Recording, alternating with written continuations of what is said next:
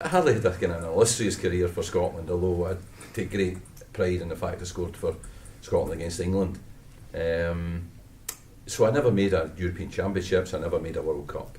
And I've always, dreamt about that experience, about having that experience, So, this is an opportunity possibly to someday get that. So, fantastic. Well, I think, since our early days at Aberdeen, the two families have been friends, over the years we've holidayed together, we've, stayed in touch when maybe we've not been as in touch with other members of that squad or of teams that we've both played in and places we've both been, we've always stayed connected. I've got a great deal of respect for Gordon as a football person, but as a guy, he's a great influence in a sense. He's maybe a bit of steadying influence on me. He's very principled and and he's a great example, I think, to young people and to young footballers in particular.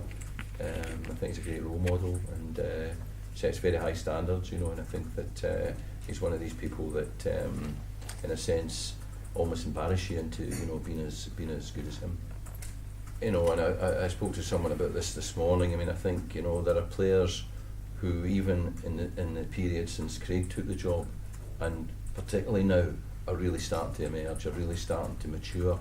And, in a sense, maybe, Craig wasn't fortunate enough to have the full advantage of those players. And I think there are players now who will be better and who therefore will give us a better chance than maybe even Craig had, because they have become better. So yeah, I think there is a squad that's starting to mature and starting to have a nucleus of high quality players that should show improvement. The first thing we've got to deal with is the Wales game, and I think that that is a fantastically exciting game for me, a home game.